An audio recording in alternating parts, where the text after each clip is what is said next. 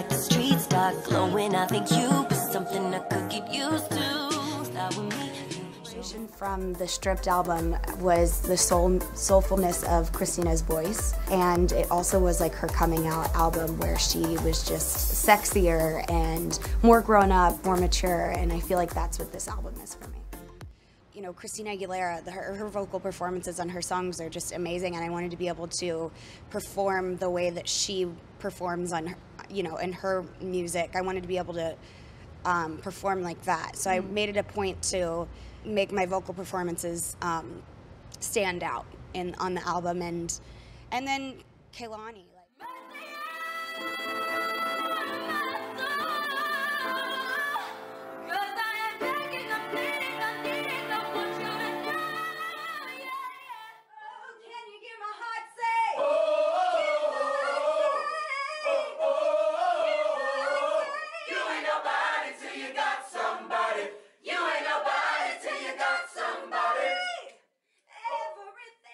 To play my new songs and also sing my butt off.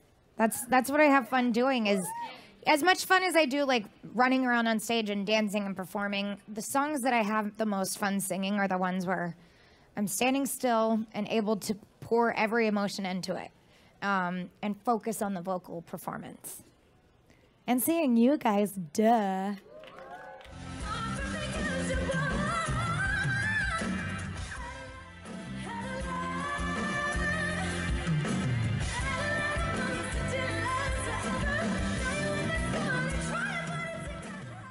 You have no idea that girl can sing jazz, you know, and then learning even more how to improvise, even more how to be talking. But with jazz music, because it's so off the cuff, and because Tony can just change it to be whatever he wants it to. They embraced improvisation with me. They wanted me to improvise. So I felt singing to the best of my ability in the most intelligent and quality way, that I should never dumb myself down. This is an invaluable lesson. There's no love song by love.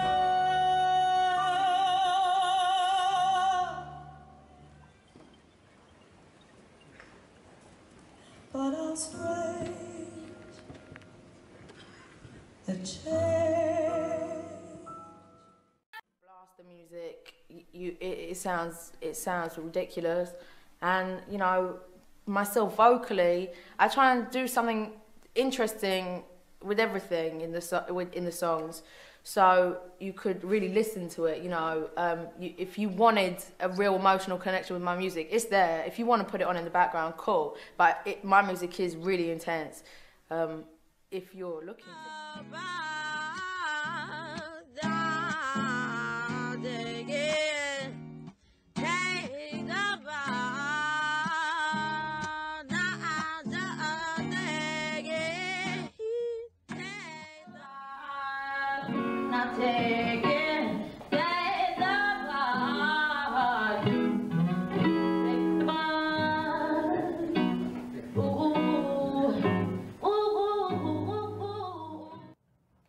If you really listen to the recording of the song, I'm a lot more nasal than I usually sound when I sing, and it's because I was crying my eyes out the whole time. I only recorded the song just a couple takes.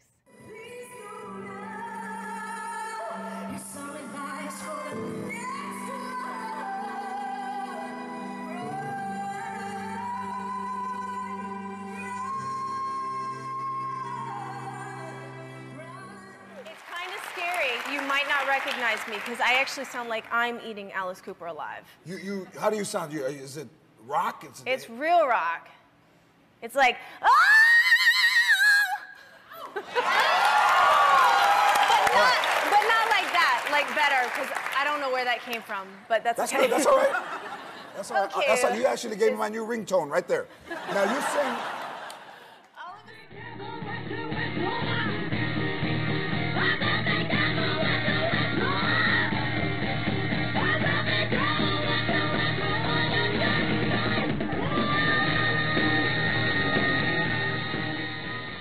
Describe your vocal range. It's quite wide. I've got quite a big range. Did you start off singing opera? I did, yes, I was classically trained. At what age did you start? Started singing opera at 9, and I still train today. Do you still train? Mm-hmm. And what does that involve, and how does that fit in with you as a pop star? Well, it's definitely two different types of singing, but it's all based on the same thing. So I'll do my standard exercises, and then I have, you know, different repertoires that I'll sing as well.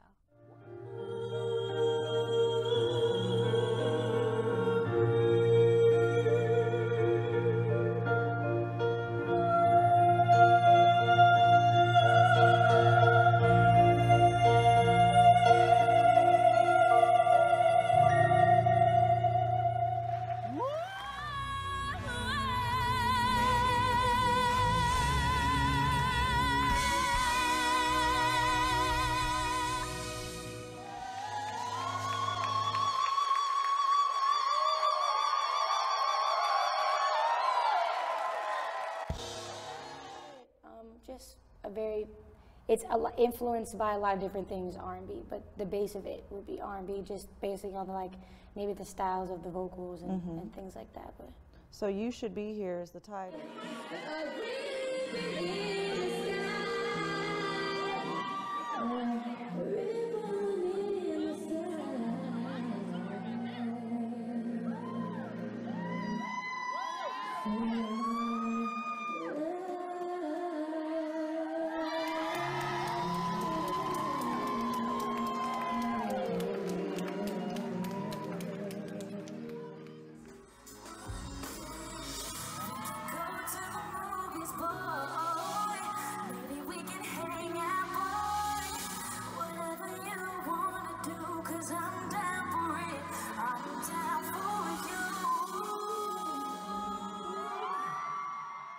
Interpolation of All I Do by Stevie Wonder. So the hook was, all I do is stay up all night losing sleep over you. All I do, like it went from the complete Stevie Wonder thing to what it is now. We were basically told like, yo, Stevie Wonder costs a lot of money. Don't interpolate Stevie Wonder. She was like, okay, let's figure out how to do this. And was able to make it the song that it is. But at first we were so mad because we were so in love with like the Stevie Wonder one, because we both love Stevie Wonder, me and Jahan.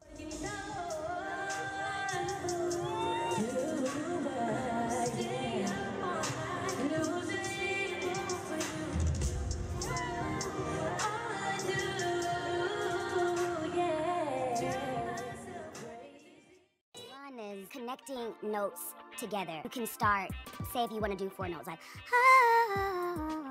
you practice slow, like that, and then you get faster and faster. And then it'll turn out to be what that third one was, and I'm not going to try to do a 4th time. Far from the world we know, where the clear winds blow, Lord, lift us up where we belong. I hear the actual gift, which I feel is the Most High, and I hear, you know, what I'm supposed to sing, and I'll sing that, and then I'll stack that, and stack that, however many times. Stacking is when you do it twice, or a third, or a 4th time, and together it sounds like one voice. And then I can hear a harmony after I've actually done the main note, and it doesn't come until after I've actually done the first note. And I actually love singing harmonies and backgrounds more than I do anything. In the end, I'm the only one. Yeah. In the end, I'm the only one. Yeah. You kind of go into your feelings and makes you think. It's very R&B, very key driven, very drum driven. And it's all about vocals. I ain't holding back. If you can't sing along, sorry about it. Which is singing. I'm not holding back. It's a lot of runs, and it's how I am, and it's who I am. When can fans expect?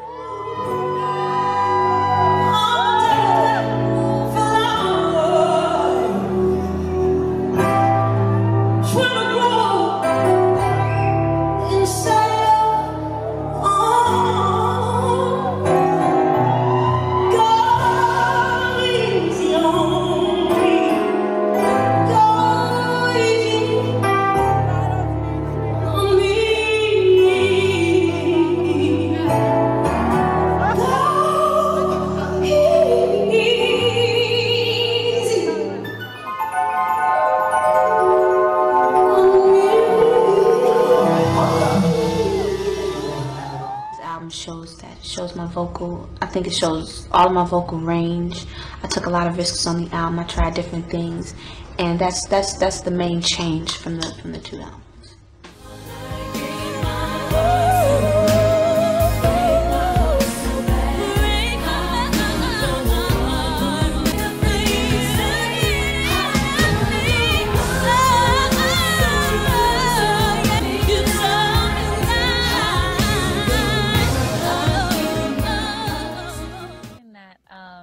I mean, actually, gospel music really was a big part of just, I think, how I even learned how to do runs and just trying to copy different singers. But one thing, we used to play, he would play music and I'd just be like in the back seat and we would do like run-offs, like rip-offs kind of thing.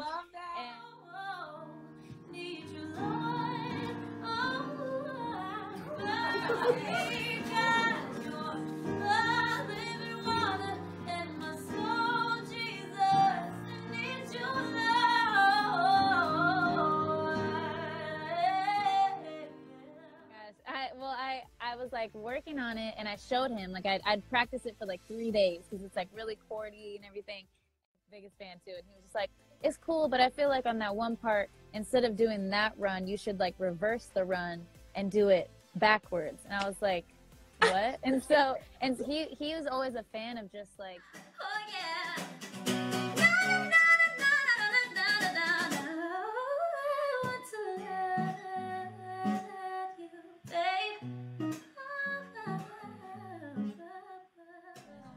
That song is another song that's really hard to sing, surprisingly, because it's so conversational, because it's like a lot of it is such a similar note. She was rocking all that. It seems like super easy and simple and light, but there's something about it that actually makes it kind of tricky. So I love walking in the street, looked up and noticed he was nameless, he was homeless. She asked him his name and told him what hers was, gave her a story about life with a glint in his eye.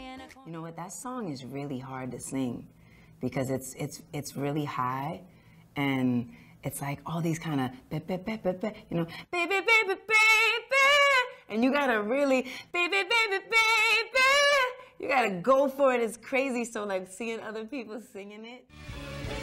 Baby, baby, baby, no.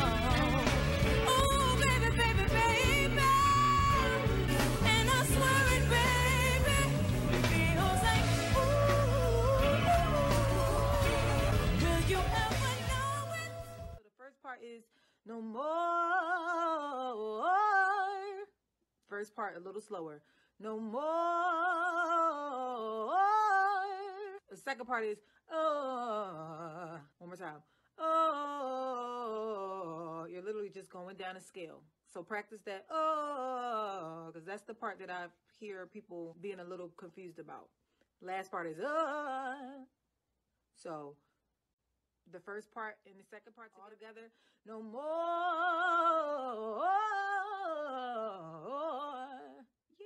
I mean, like, I was like, I can't believe I'm trying to sing a Barbra Streisand song. This is insane. What are you thinking?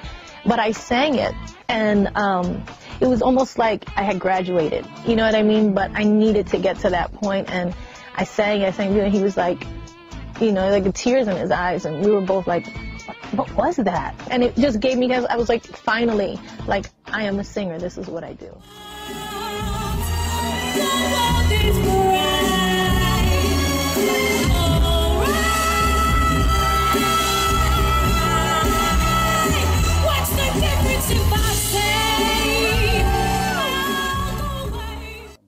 I taught myself how to sing by listening to Etta James. So when I bought that album, I was like 14, 15. My voice kind of changed from being kind of like really generic and like the Spice Girls and like Destiny's Child. Not that Destiny's Child is generic at all. But when I listened to Etta James, because of the passion in her voice, I started like thinking about lyrics rather than just singing them, just remembering them. You know, I started singing them, and it was when I wrote my first song of my own about something that I felt, which was Hometown Glory. Instead of like impersonating Etta James and Jill Scott and Lauryn Hill, my own voice kind of came in because I was singing about my feelings. Yeah. Yeah.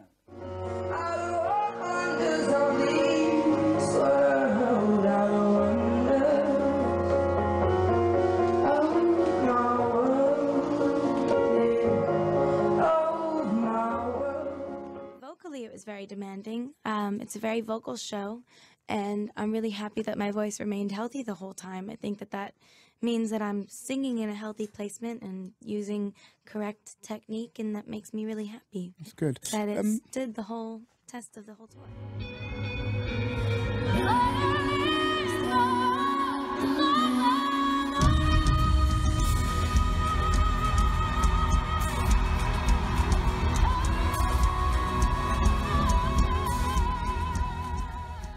In this dreamier, more mature placement with like a bunch of harmonies.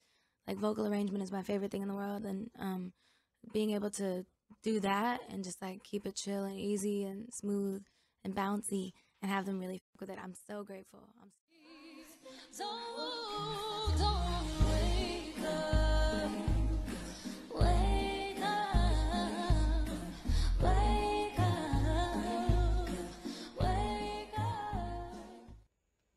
It's sort of something I naturally feel, but I guess if we were to break it down, it's a gliding, sustained note that just rides all the way up, right? To whatever, figure out what the top note you're trying to hit is. So you know in your head, go to that place. That's where you want to end up. A takeoff. It's like just a running, catch your breath, get your stance.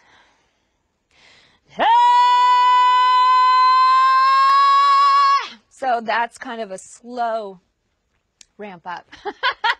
I was a little unexpected there, so you want to maybe prepare yourself. And that was. I was known, you know, I used to do the national anthems when I was like really, really young for my hometown of Pittsburgh for this Penguins, Steelers, Pirates, and I was known as the little girl with the big voice.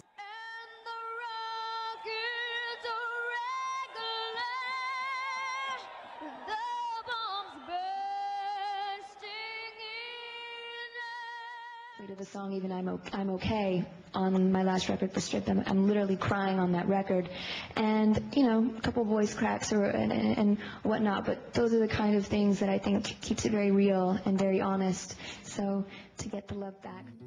Well, I'm crying on the record, trying to hold back my tears. It was the hardest thing I've ever had to sing. When I listened to it. It hurt me to see the pain across my mother's face. Every time my father's fist would put her in her place.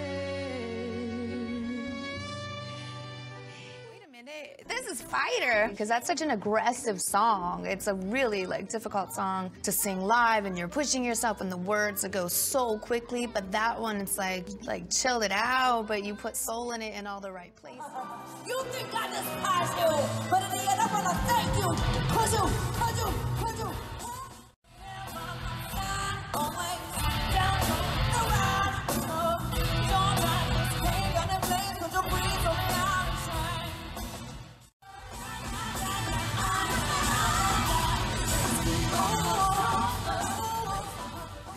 I like to experiment a lot vocally with a lot of different things. On the second disc, I did completely and entirely with Linda Perry. We kind of dove headfirst into organically and authentically creating this kind of throwback sound, using old vintage microphones, covering them up with old ratty claws to give that muffled old tone. Yes, I'm a whole lot of trouble, baby. Just like a kid in a candy store. Well, I've been nothing but trouble, babe. Now since the day that I was born. Noise into the Lord, and that's how we dealt with it. It wasn't something I thought I was recording. I just felt like it was just natural, you know, and I went to the studio and I'd go in there and just bang it out, you know. Just go to raging and screaming and, you know, and singing like I used to do back in church. And it wasn't like I was making a pop record. I was making a joyful noise unto the Lord, and that's how I felt about it. I was blind, but now I see. I know it was the Lord. Nobody but you. Can you say it one more time? Amazing grace, how sweet the sound. Saved a wretch like me. No was nobody. No was blind, but now I see. I was nobody. Hey, was nobody. you know, sometimes, but I don't know. It's just something that I open my mouth and there it is, you know, thank God. You know. Do you find that it changes? I mean, do you think you It can grows, still... it matures. Yeah? It matures. My voice has matured in the last 3 to 4 years of my career. I've certainly heard the maturity in my voice, yes. But changed, no. I still hear the same me that I heard when I was about 12 singing in church.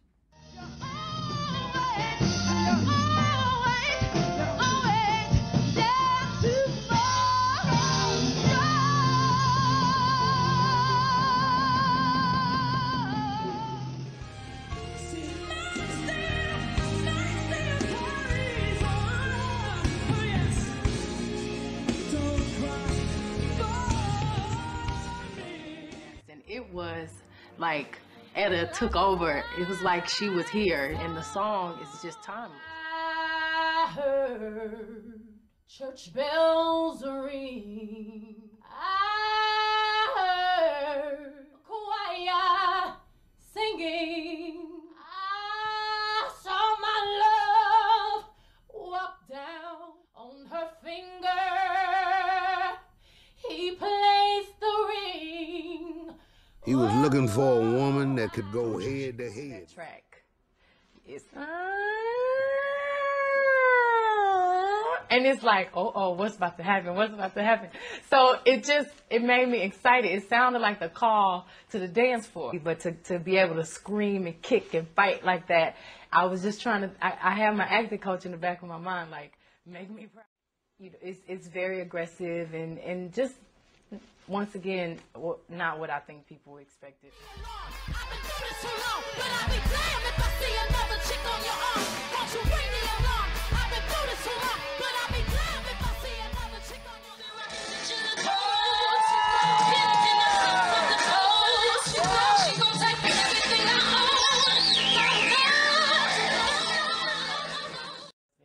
That's why I think I'm screaming at the top of my lungs and I'm singing half of the record, I'm singing all these aggressive lyrics because I wanted to speak for every woman, all the Dinas.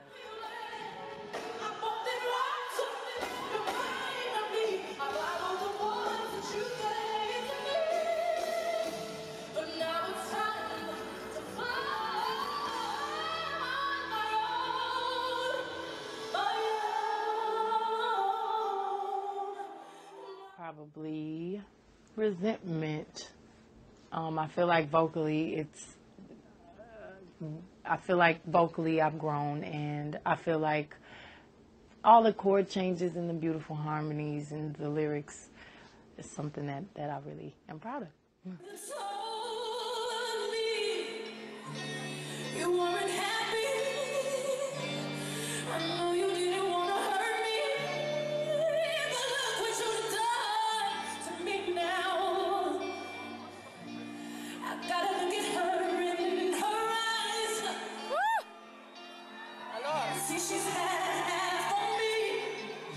She ain't even half on me. Look what you've done to me now.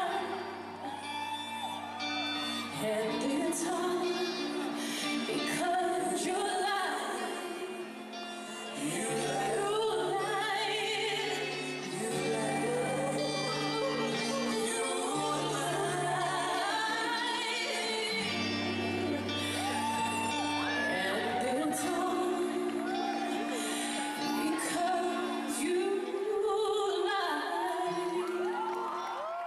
said to me, it doesn't sound, it sounds different. And to me, it doesn't sound different from my, the key is sort of in a different place. It's not as high. So I'm singing more in my middle register for like the verses. And I actually had a little rasp to my voice on the day that I sang that. So it might sound a little bit like grittier in some spots. I don't know. The backgrounds are, that song.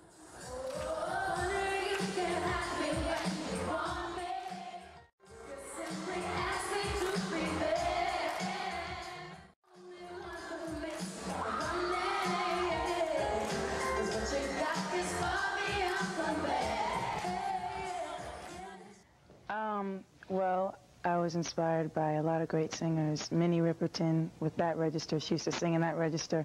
And when I was little, I used to listen to her records and try to hit those notes, so that's where that came from.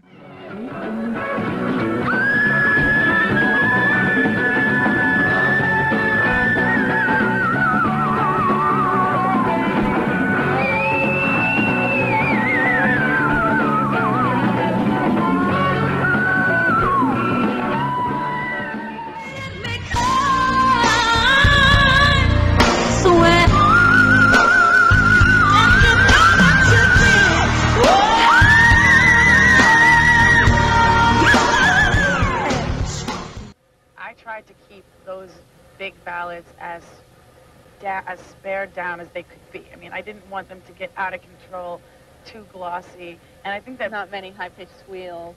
Well, I mean, you know what? Some people they'll be upset if I don't do the high. I mean, I didn't do it on the ballads very much. If I did it on Butterfly, but it's way in the background. But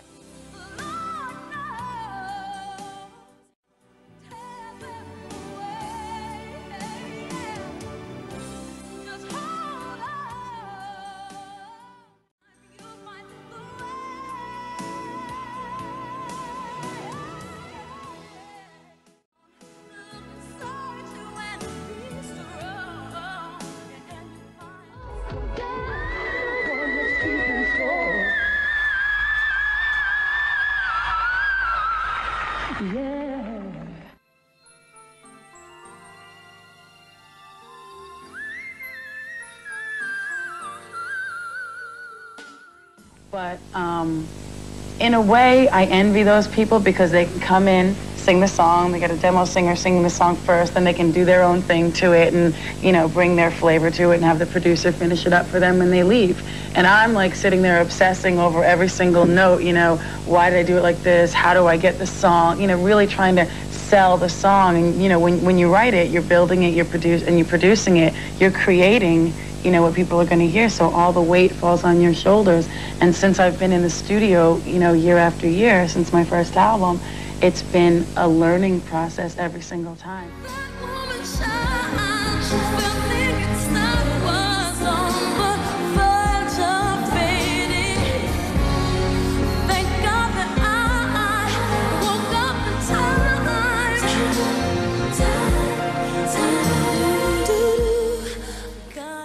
Parts that are interwoven, like I tend to do a lot of background parts, so I like the way that you answered yourself with the background vocal parts, and because those parts are important. I mean, I spend time on them, darling. So to see you doing that makes me very happy.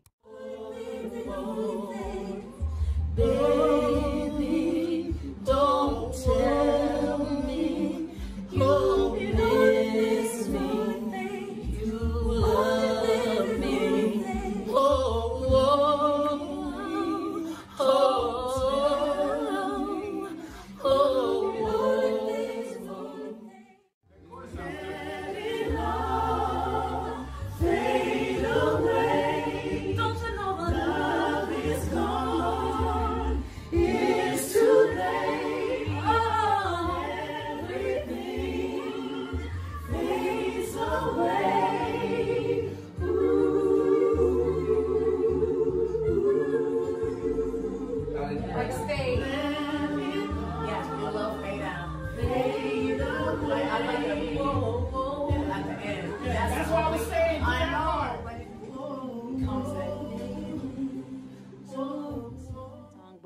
it took on its own thing.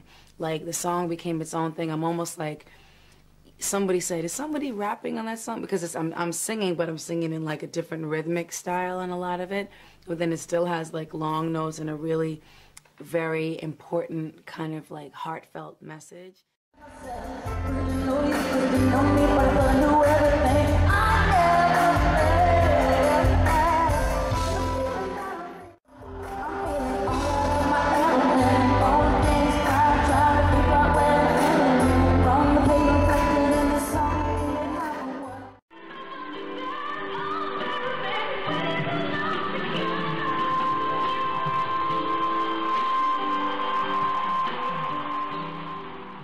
Cool because I'm in the Guinness Book of World Records for the highest note, so it's kind of cool.